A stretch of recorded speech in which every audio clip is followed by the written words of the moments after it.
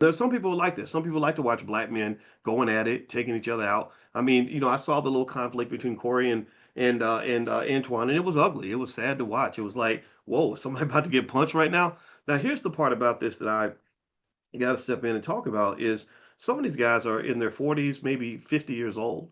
Um, and you can contrast that. When I look at Ryan and Michael B. Jordan, not to put them on a pedestal, but these guys are showing what happens when you get along, when you work through any differences you have. Because I'm sure that they've had conflict, but they work through it and they collaborate as opposed to on this other side where it's like competition, it's fighting, constant fighting. This happens a lot in hip hop. This is what made it kind of difficult for me to hang out with Dave McDash and Kanye West and all that. They're always trying to outdo you. There's always like a competition. So here's what I was thinking. I'm gonna tell you the truth. I was interested in the conflict with Anton and Corey and Kwame because all three of these guys at one point, if you search through the archives of the internet, you go swimming through the web, you'll find times where each one of them at some point has decided to attack me. Each one of them at some point has, for whatever reason, decided that week that Boyce Watkins was enemy number one. And maybe I did something where I deserved it. I have no idea because I make people mad because I tend to just say what I see. I try to be logical when I talk about things, and sometimes that makes people mad. But anyway, so I'm sitting here as I was looking at this. First off, I'll say this: in every situation, when each of those three guys got really angry at me, I mean, Kwame did like 11 videos about me in a row. He was really heated. I said one thing that really set him off, and maybe this is going to set him off. I have no idea. But every single time, first thing I did was I said, get him on the phone.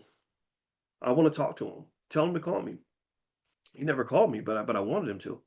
Um, Anton Daniels, when he got mad at me, I we got we got on a stream together and we talked. We debated. We were heated. I made my point. He made his. He got mad at me. I got mad at him.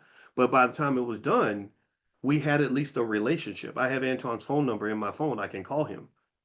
Third, Corey Holcomb. When Corey did a lot of episodes about me because I think done something to make him mad. And honestly, when you really do your therapy work, which I encourage all the black men to do, what you'll find is that a lot of times when people get mad and the chest pops out and they're ready to fight, it's because you hurt their feelings. It's like that's what people won't admit, but it's really hurt feelings, right? But whatever it was.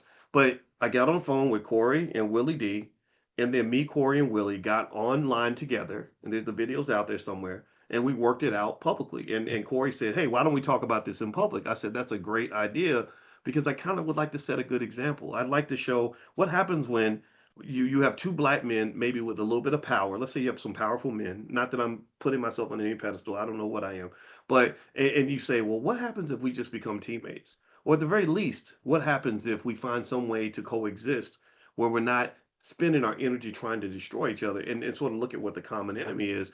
And it was a beautiful conversation.